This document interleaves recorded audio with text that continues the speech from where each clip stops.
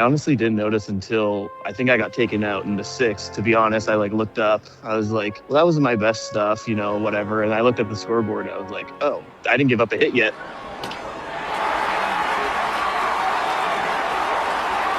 Welcome to episode 375 of Alberta Dugout Stories, a podcast. I'm Joe McFarland.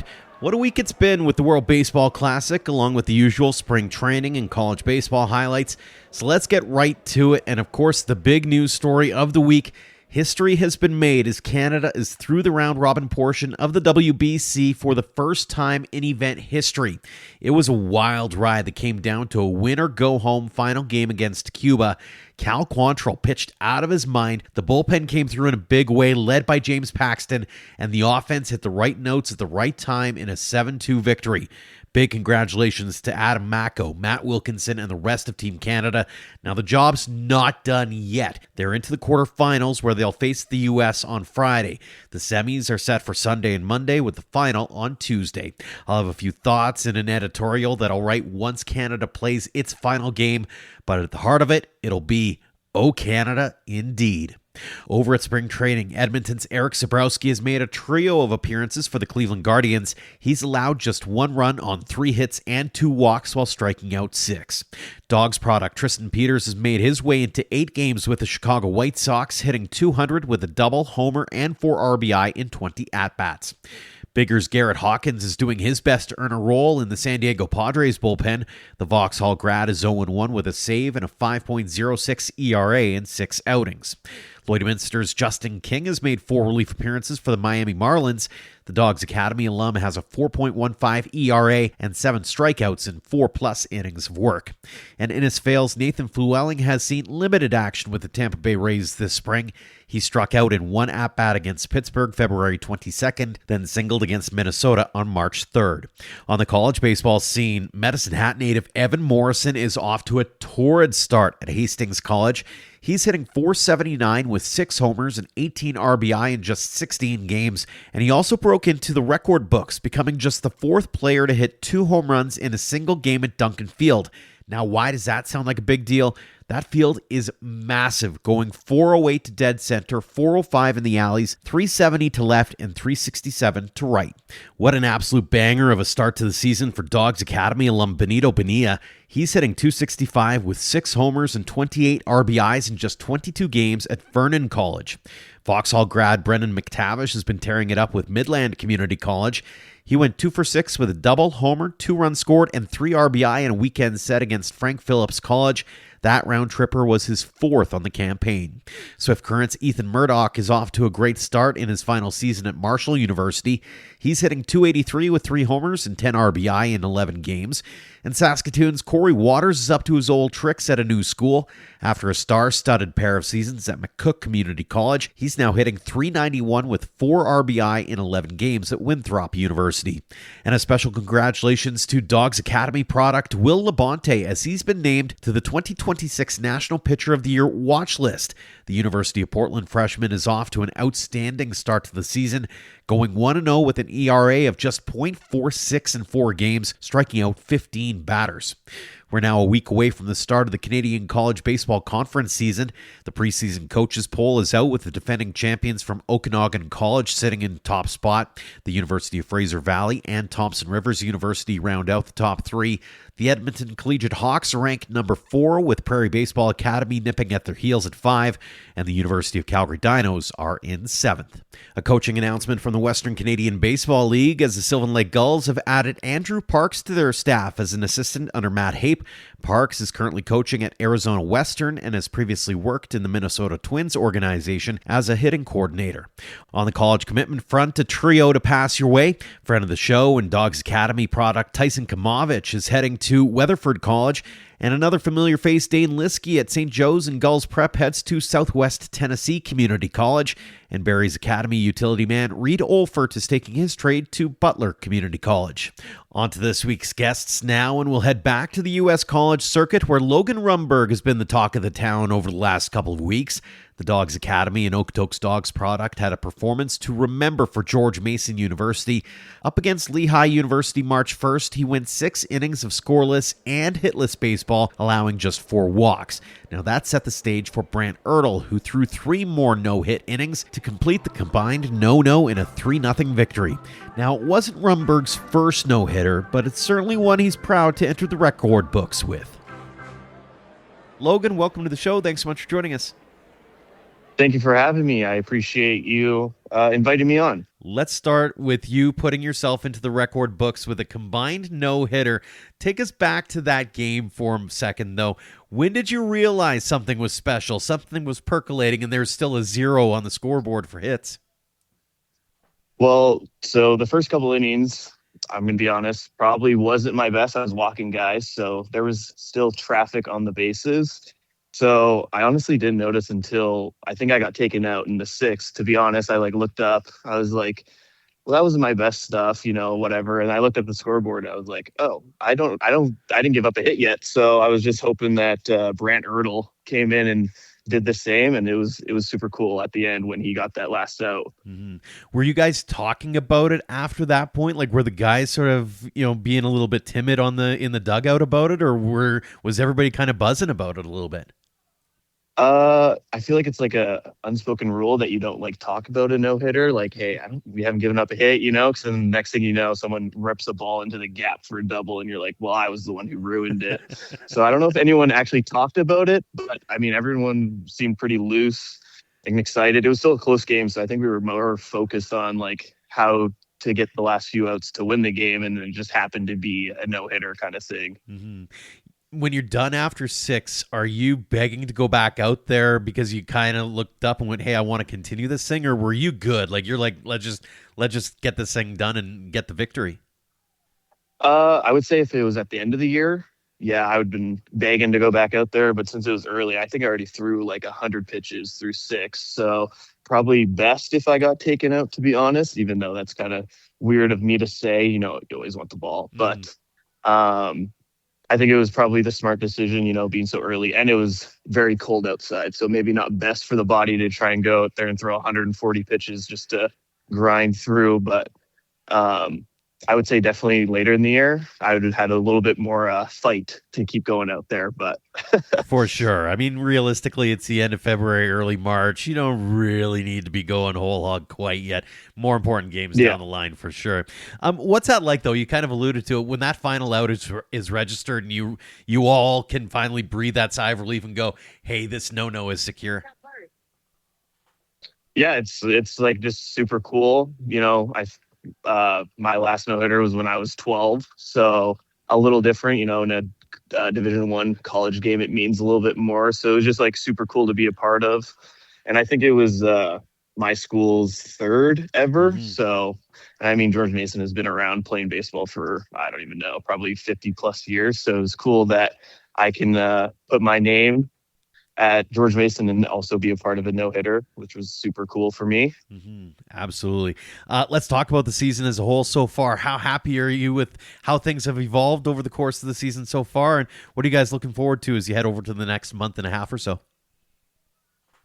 Well, this weekend we start conference play against the St. Bonaventure. So both everyone's super focused on the weekends, trying to, biggest thing is just to win weekends, win series.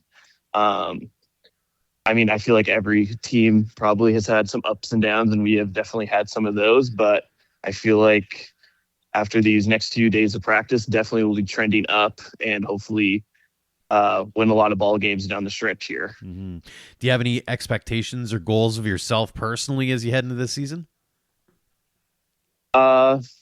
Definitely, I would say I want to have at least 10 wins. I feel like that would be super cool, helping the team win as a starter. If I can get 10, that puts us in a good spot. And then also, I think my next goal would be to get 100 plus strikeouts on the year and have a sub, 3-5 ERA. That would be probably my goals for the year, stat wise. But as a team, I think that we should win 20 conference games. That's, I think, a good number for us. Absolutely. Let's get in your baseball past here a little bit, Logan. Originally from Alberta, although you've done a little jet setting here, there, and everywhere, including Saskatchewan. How'd you get into baseball in the first place? Who turned you on to the game? I would say definitely my dad. I forget what the men's team, like he played in a men's league, and I would always go to the games. I was like their bat boy. And I would also like when they had their once a week men's league practice, I'd be there on the infield catching balls and, just being around baseball constantly. And then my parents are big Blue Jays fans. So whenever the games were on, they would have it on the TV. So just kind of surrounded by baseball pretty much my whole life. And, as every Canadian, played hockey as well. But kind of once, I think I was like 13 or 14, definitely just focused on baseball and just like fell in love with the game, loved everything about it, and just kept going with that. So I would say my dad for sure was a big part of why I started playing baseball. Do you remember that moment where it kind of flipped for you? You mentioned 13 or 14, where you're just like, listen, I'm going to go chase this baseball dream and I want to make this thing happen? I would say probably when I was like 13 or 12, 13. Not trying to be cocky, but I was always one of the better kids on the team and always was looking for like the next challenge. And I feel like baseball is like every day is a challenge and always trying to get better. So I would say probably 12 or 13 kind of really wanted to pursue baseball as my dream. And it's kind of funny, MLB The Show, the video game, I would always make like Road to the Show pitchers and like try and make them exactly like me and kind of just follow that dream. So I'm trying to do that now, I guess.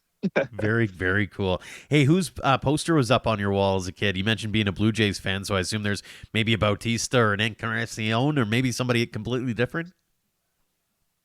Uh, well, honestly, the poster on my wall that I always had was Roberto Luongo. Luongo, I was a goalie in hockey, and I was just a big fan of him. But for baseball, I don't know if I have like a specific Blue Jays like favorite player. I loved when Tulowitzki was there. Yeah. Um, Also, like obviously Jose Batista, the bat flip, that's pretty cool. He was actually at our first pitch dinner here at George Mason, so it was cool to meet him. It was like a full circle moment. I grew up cheering for him, and then seeing him in person speak at one of our events was awesome. But I would say the one of my favorite pitchers was like Max Scherzer, like just his like psychotic energy on the mound, like he'd actually like rip someone's head off. It feels like, and just like his like emotion towards the game I thought that was super cool. He's definitely my favorite pitcher.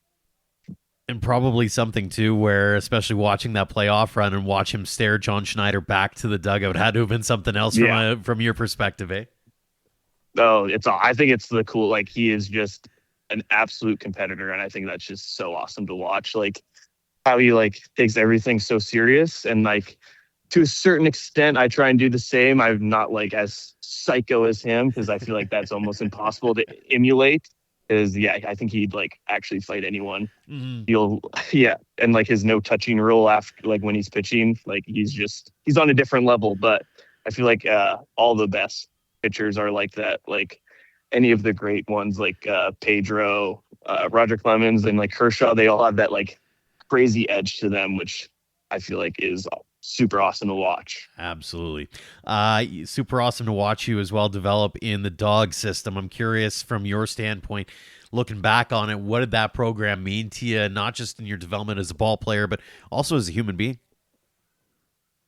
I would say that they were not like old school coaching, but like definitely like more hard nosed. Like you have to have a little edge to you to play baseball every day because everyone knows it's a game of failure. And if you're kind of soft and don't like to fail, then you won't obviously do anything in baseball. So like just pushing yourself every day, getting better, and being almost okay to fail and just like learning from it is probably the biggest thing that I learned there. And then obviously like just like developing as a ball player as well. They have like the best coaches in Canada or even in North America, in my opinion.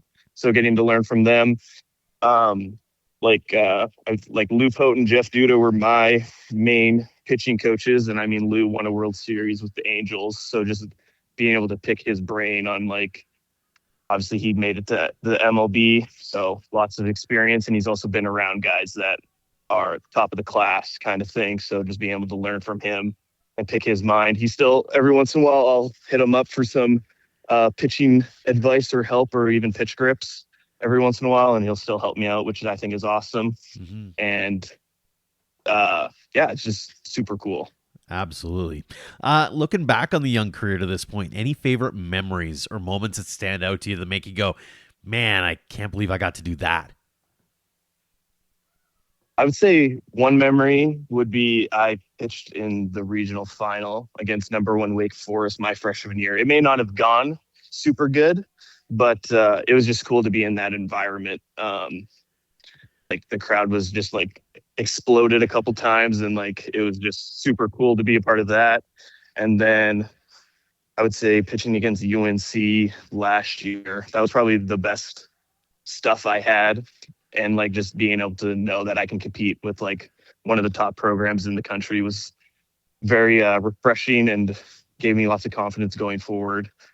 I would say another memory was winning the A10 championship my freshman year, and I started that game as well. So being a part of that, because I don't think Mason won conference in, I want to say like 10 years at the time. So again, just being part of that was super cool.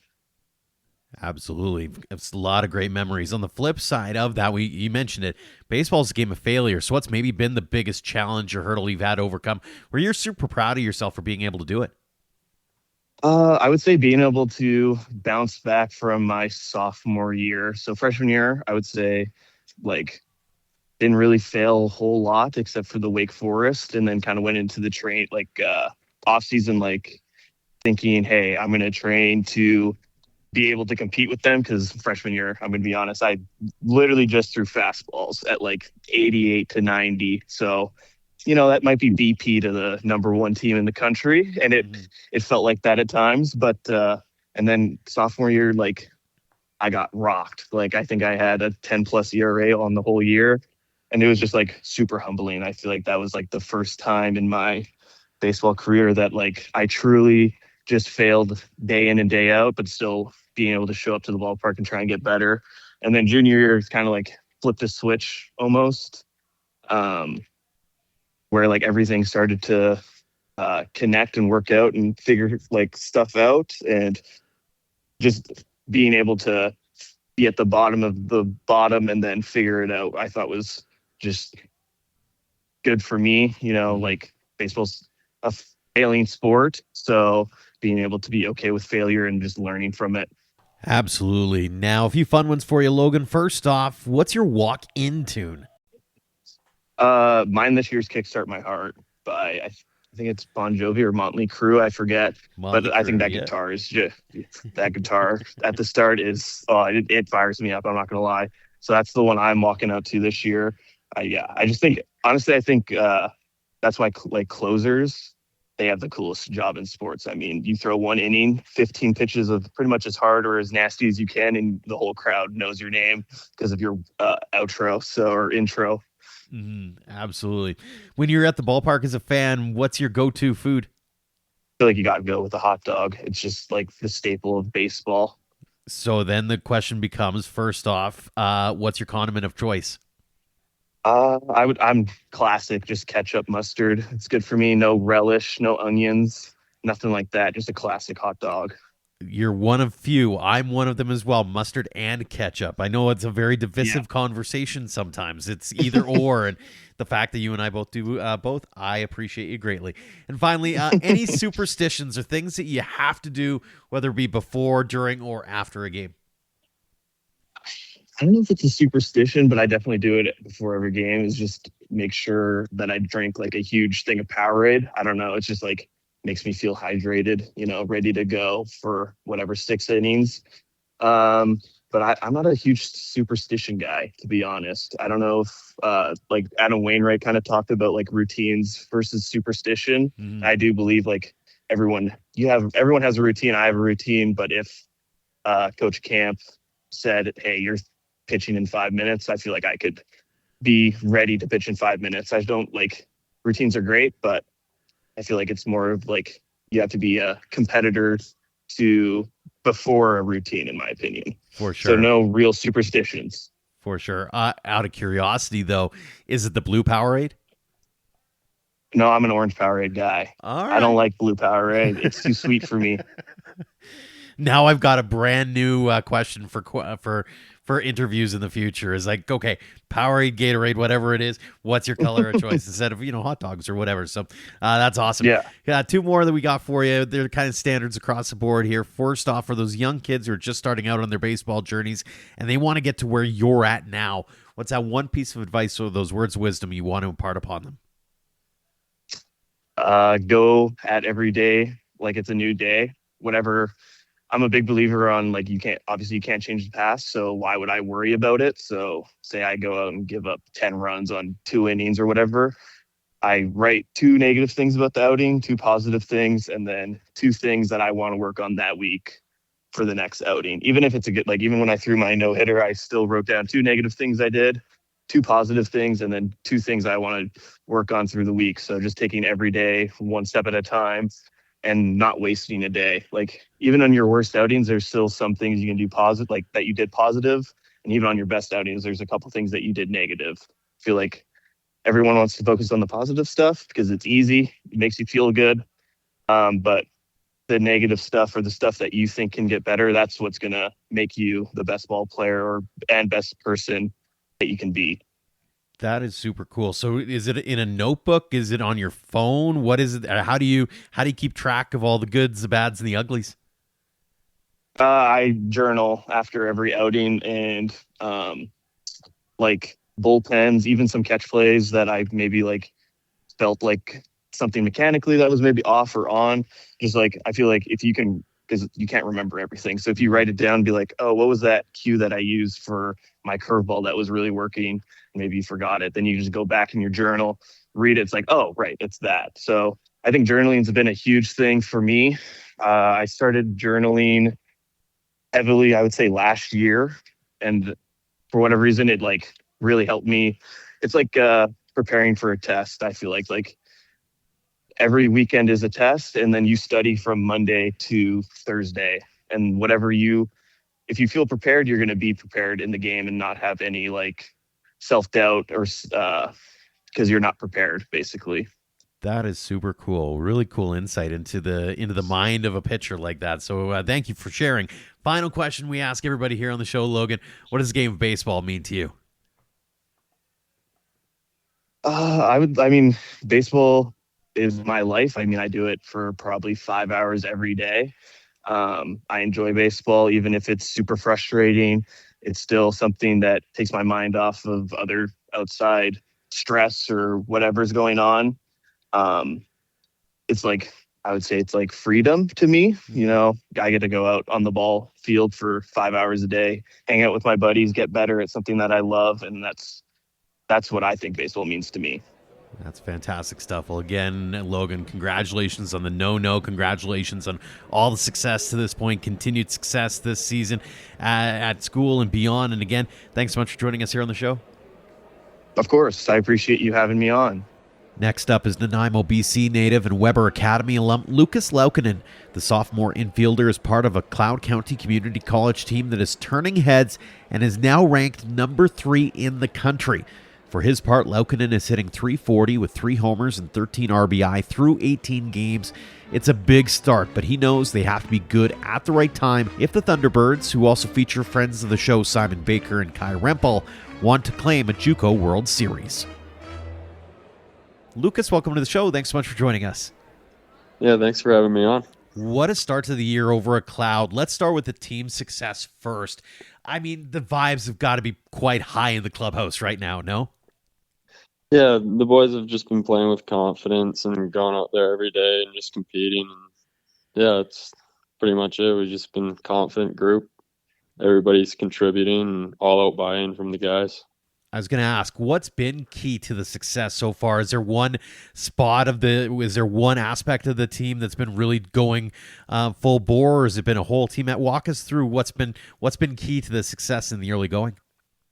I mean, it's been a full team effort. Like the pitching staff, they've been throwing a lot of strikes, getting guys out, and we haven't fielded the ball to the level that we want. And our key on the offensive side is just getting on first base, and then that's when we can have fun with hitting doubles and scoring a lot of runs. But yeah, the three things that we hit on is just throwing strikes, playing defense, and getting to first base, and that normally wins you a baseball game. And we actually haven't done all three in one game really this year, and we've been working hard to clean it up, and yeah, just a lot of confidence going out there. As you know, being a second-year guy, it's a marathon and a sprint kind of at the same time, weirdly, for the college season. What's being said in the room to make sure you guys stay grounded in the early going here? You don't get too, I'll call it, high on your own supply, so to speak. Yeah, so what we've been saying is don't drink the rat poison. Like, we're third in the country, and we don't want to, get too high and, like, go out there and lay an egg, because we just stick to our process, play with confidence, and go out there every day. It doesn't matter who we play against. We're going to go out there and compete no matter what. When you look at that number, though, you got to be pretty proud of the team as a whole in the early going here. Yeah, no, it's been really good. Everybody's been good about it, and we pay attention to it, but we don't pay attention to it too much, because, like, who knows, in a week you could drop out of the rankings. You never know. So just got to stay on course and stay level-headed. For sure. On a personal level, things are going well as well. The numbers kind of speak for themselves. How happy are you with your performance so far? I'm pretty happy with the offensive side so far. And defensive side, I haven't played to the level that I would like to play at, but, been cleaning it up and been working on it. So, and past couple of weeks have been good on that side of the ball. When it comes to being at the plate, what's been key to the success in the early going? To my success, first couple of weeks I was chasing some pitches outside of the zone. I really keyed it into just being on time for the fastball over the heart of the plate. And I've been laying off of sliders in the dirt, and I've just been very comfortable with my approach, just staying through the middle of the field. As a veteran on the squad as well, I assume you've taken on a bit more of a leadership role, so to speak, to walk guys through the early going and walk them through the grind and that sort of stuff. What are you trying to impart wisdom-wise on these guys as they make their way through their college season here? It's really been it's been good, because we get freshmen into the game, and they're really mature. And from what I've been saying is, don't let one bad at bat define your day. You could go ahead and have one bad at bat and then have three really good ones. Or, like, if you have that bad at bat, go in the field and make a play. Like, it's not the end of the world if you have a bad at bat. Just keep playing. What would it mean to you to take home a JUCO World Series at the end of this season? It would mean everything to me, because from the start of the season, like, when we first got on campus, it was like we were all strangers, and, like, by week 2, it, like, felt like a family, and everybody, like, loves each other. Everybody likes each other, and going out there with those guys every single day would mean the world to me if we actually got it done in the national championship. Yeah, I would say it would mean everything to me. Let's get in your baseball past now here, Lucas. You're originally from Nanaimo, BC. How did you get into baseball in the first place? So my whole family played baseball. My mom played softball, but my dad, growing up, he played baseball, and he had some opportunities to go to college, but he ended up not. And I would say the main reason I got into baseball was my brother. From age, I want to say 3 or 4, I always watched him play, and I always wanted to say, like, hey, I want to play baseball, because, like, that's what he did, and it just kind of stuck. Very cool. Was he the one that was kind of planting you against a wall somewhere, and he's pitching at you kind of thing as you guys were growing up? Yeah, well, not necessarily. He was always 5 years older, but later on I got to face him, and it was pretty fun facing him. Very cool. Was it all baseball all the time in the house, or did you play other sports? I played hockey for, I want to say, 8 years. And I was okay at hockey, but baseball was always the number one. Was there a moment where it kind of flipped for you, where you kind of went, okay, hey, maybe I've got a future here. Like, maybe I can go and chase this dream a little bit? The moment that it flipped was when I was 15 years old, and I was playing up with in the senior PBL, and I was like competing with those guys. And I always like before I was 15, I had confidence issues at some points with the game of baseball. And yeah, I played the senior PBL and I was competing with those guys, and they're all 18, 19 years old. And I said, hey, I could really do this. And so I just stuck with it, kept working, and now here I am. And that journey obviously takes you through our part of the country here in Alberta with Weber Academy. Walk us through how you land here in the first place, and then beyond that, what's that program meant to you in your development, not just as a ball player, but as a human being as well? Yeah, so originally I was on Team BC team with Matt McDonald, who also played for Weber. And then I went to T12, and Cole Armstrong was one of my coaches there. Right. And I just listened to him talk through the game, and I was like, I really like this. And then after I played my grade 12 year, I had the decision to either go to Weber or come to Cloud. And then I decided to take the Weber route, take a gap year, and develop my game.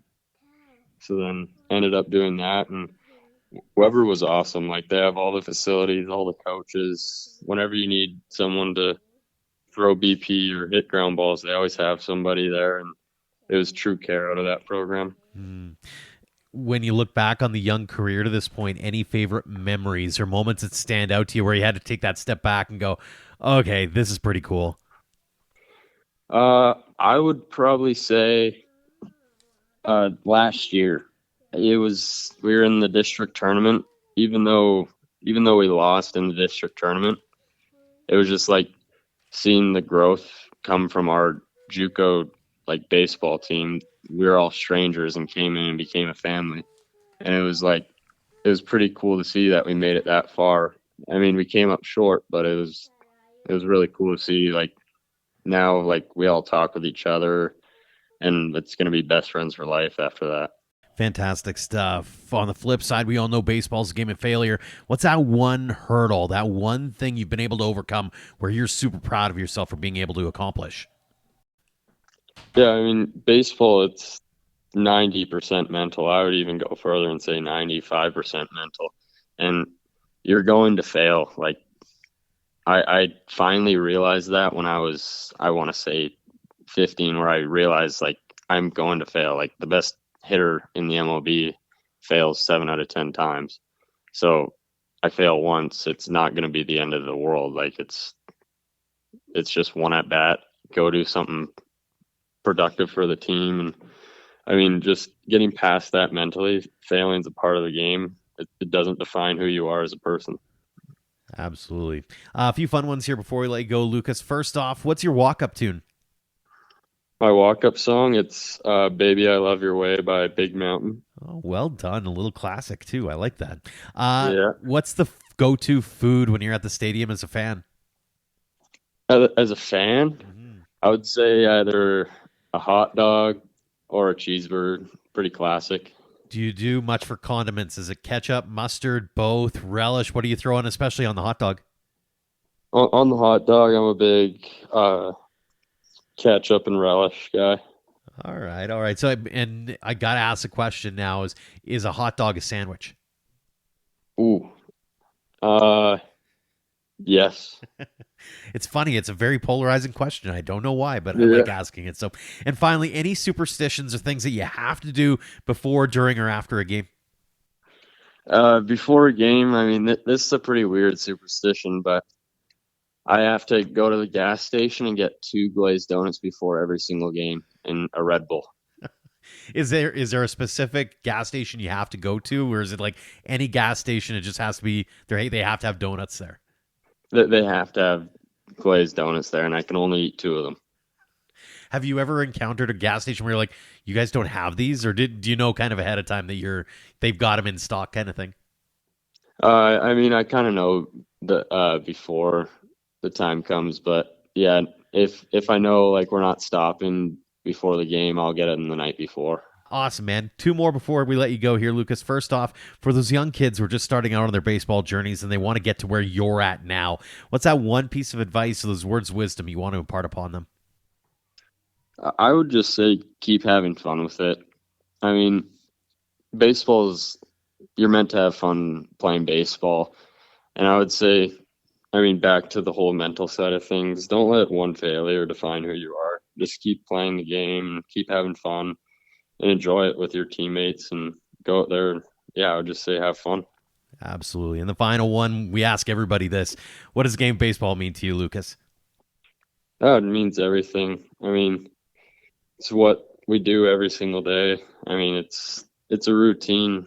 Go out there, and I would say baseball is an art. It's everything, just how the baseball field's lined, how baseballs are made, and I would say, yeah, it just means everything to me. And it's a culture, it's a family. It's an art form, and also, how can you not get romantic about baseball, right? That's How can the you not beauty get of it. romantic about baseball? Fantastic stuff. Well, again, Lucas, congratulations on all the success to this point, continued success this season at Cloud and beyond. And again, thanks so much for joining us here on the show. Yeah, thanks, Joe. And we'll wrap things up this week with Vauxhall Academy head coach Les McTavish. It's hard to believe, but this year marks the 20th season of Jets baseball. The program has seen plenty of successes over the years, most notably Adam Macco, as well as Garrett Hawkins, Damiano Palmaggiani, and Wesley Moore. To mark the occasion, they've broken ground on a brand new facility, which will be a gem for the community. Les, welcome back to the show. Thanks so much for joining us. Yeah, my pleasure. It's always exciting, and it's always a good day when we're back on the Alberta Dugout Stories. Appreciate it. Well, 20 years of Vauxhall Academy baseball is here. What comes to mind when you hear that number? Well, it's humbling. You know, when I think back 20 years ago, there wasn't necessarily any, if all, academies in Alberta. There was, programs were starting to build academies at that point, but we were on the front end of it, and it's humbling to think back that there's been so many great players and families that have been part of our program. It certainly brings back some great memories, and hopefully we have 20 more. Absolutely. What's been key to the success over the last 20 years through your eyes? I think it's the people. I think that's the most important piece of this puzzle is, you got to recruit the right people. We have great staff, and those two combinations between the school staff, our baseball staff, our support staff, and the players and their families that entrust Vauxhall to be part of their journey and trying to get to that next step. That's what makes the program. I'm just very grateful that we've had so many great players and families pick Vauxhall as their home, and I hope they're as proud of us as we are of them. Mm-hmm. When you think back, especially about the athletes that have come through over the last 20 years, is there anything that really stands out to you, whether it's something that's changed over those 20 years or maybe it's a common theme that's developed over those 20 years? What is it that really stands out to you when you think back on the athletes themselves? Well, I think over 20 years, lots has changed. How we recruit. 20 years ago, the key to recruiting was to meet face-to-face with families. Today, and I don't think we do a great job with our social media presence, but social media is a huge part of the recruiting tool now. We don't have a large enough staff to really have a social media team, but I think that has changed.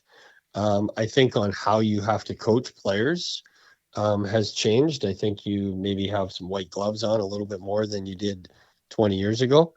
But deep down, I think the foundations of athletes, you want the right people, you want good students that care about academics, you want the right player that cares about teammates and our community. And at the end of the day, I think the most important attribute with any player that we look at is we want tough kids that are competitive. Mm-hmm. And if you're competitive and you're tough and you can get punched in the face once in a while in a game and be able to respond, are the kids that get to pitch in the World Baseball Classic or get to play Division I or get to play professional baseball. Mm-hmm. How wild is that, thinking back on the 20 years? It's like you're not just recruiting guys locally, but you're bringing people from all walks of life, from all parts of this country, and even a few from the States. I think about Steven Andrejczyk as an example. Is you've got kids who want to come to small town Vauxhall, Alberta, to ply their trade in baseball. Yeah, I think it's really humbling in that side. Right now on our roster this year, we have a player from the U.S. We have a player that is Canadian passport but has lived his entire life in Singapore. We have another player that has a Canadian passport but was raised in Hong Kong. So it's really neat to see, but that's because of social media. It's social media presence. That's how you reach. We didn't necessarily seek out those players.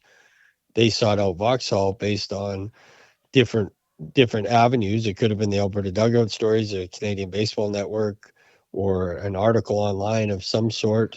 Adam Mako's journey has probably really helped us because, his journey coming from Slovakia to Ireland to Canada and then doing all the great things he's doing with the Blue Jays certainly adds to that global presence. We have an exchange student from Spain here right now that's practicing with the baseball team. So it's certainly that melting pot of players and families and from all over our country or even the world to a degree come to small town Vauxhall, go to high school, live together is certainly exciting. And I think it allows our players to have lifelong friendships all over the globe. And they all go to school together, they live together.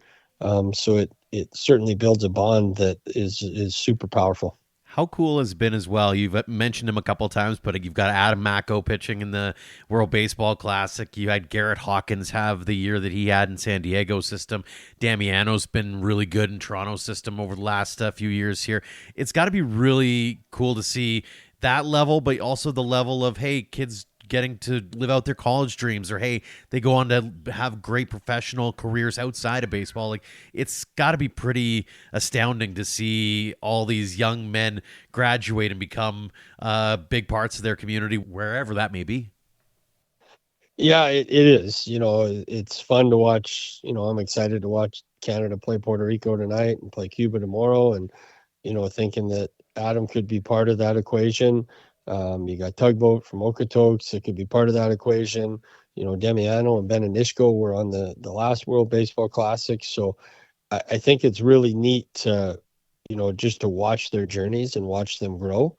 But let's not lose sight of, we have kids that are playing junior college or Division II or NAI baseball, that their journey is just as special and probably more gratifying in certain aspects from where they started to where they are today. Then Adam is certainly gifted and getting everything he deserves, but there's a lot of really cool stories out there that have came through our program on the academic and athletic side. We have aerospace engineer, we have optometrists, we have doctors, we have lawyers, we have teachers.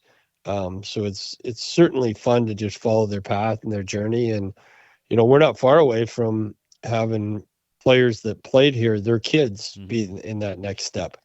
We've been very fortunate. We've had a lot of brothers that have came through the program, but we're probably not too far away from having somebody's, son come through here after they played here. So it's fun and it's exciting. And, I've had two of my own boys go through here. So it certainly has been a great journey. Absolutely. Obviously, now it's onwards and upwards as well. You've broken ground on a new 12,000 square foot multi-purpose facility. Give us a little bit of the 411. What's going on the inside?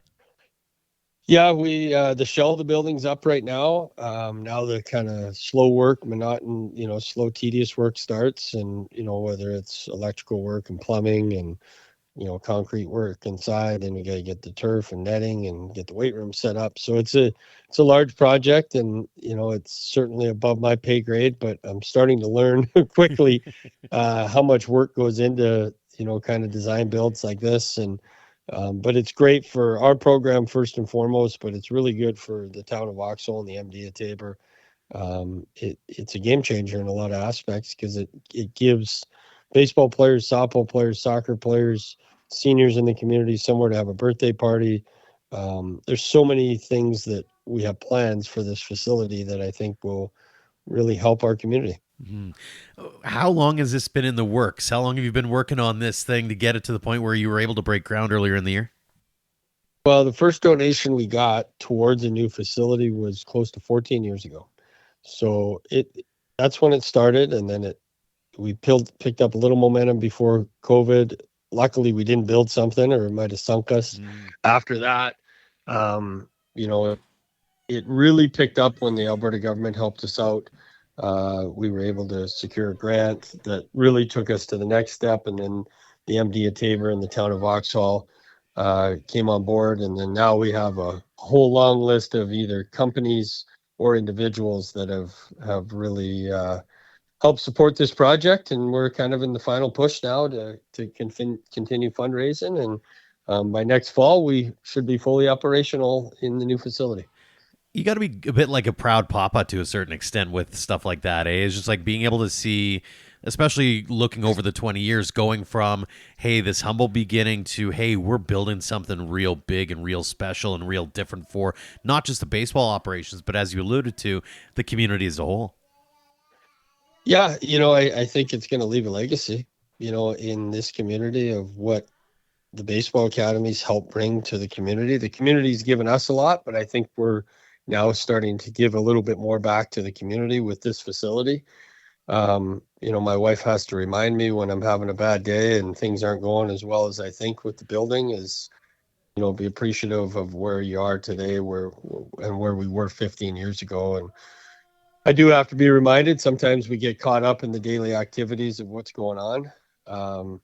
But it's really exciting, and it's something that I'm super proud of, and our entire organization is proud that we got to that point, because the programs that we compete with on a daily basis, they're in bigger centers, they have more players, they probably have some more money on hand in some of the bigger centers. So hopefully this allows us to stay on par with so many great competitors out there in programs that we have in this country, but in particular, Alberta. There's a lot of really good baseball programs in this province. Absolutely. Bring out your crystal ball for a second here. What does success look like to you in another 20 years? Success in another 20 years. I think success would be to continue to operate the way we are today, continuing to grow with the times and try to evolve. And hopefully take the next step as a program. Maybe we have players that are in the program that their dads were in the program. I don't know 20 years from now if I'm still going to be the head coach.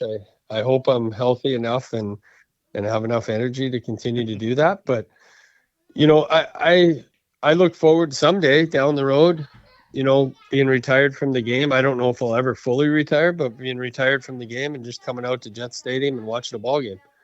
And not having to worry about where we're eating and where the umpires are and raking the infield, but just coming out and hanging out with people. But yeah, it's hard to look 20 years, and right now I'm just kind of looking day to day and trying to put one foot in front of the other and trying to do the best we can. But if we can have this conversation 20 years from now, I'd be really excited to have that. And I'm excited to see where Alberta Dugout Stories will be at 20 years from now. Let's put it that way. That'll be something else, I'll tell you. I don't know. Judging by the kids in the background, maybe they'll be going to Vauxhall before too long. You never know. Yeah.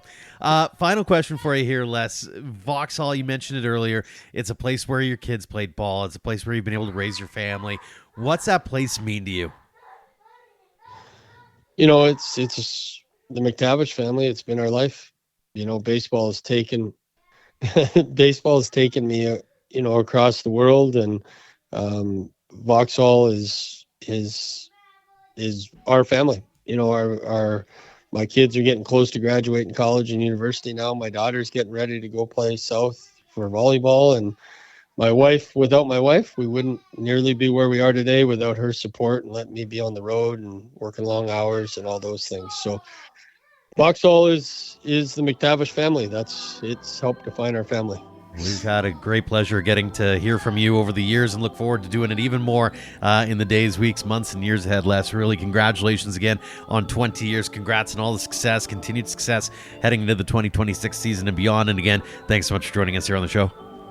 My pleasure, Joe. Appreciate everything, and good luck with those kids. Thanks again to Logan Rumberg, Lucas Laukkanen, and Les McTavish for joining us this week, and thanks to all of you for downloading and listening. If you like this or any other episode, make sure to leave us a rating and review on your app, as those actions will help spread the word about the show. A tip of the cap, as always, to our Platinum supporters for all they do for us and for the game in our province. The Okotoks Dogs, Under the Lights Sports and Entertainment, and the Western Canadian Baseball League have been so generous in helping us cover costs. If you'd like to join our roster of supporters or want to advertise on this show, drop me a line at joe@albertadugoutstories.com. Until next time, thank you for all of your support online, on social, and on air of Alberta Dugout Stories.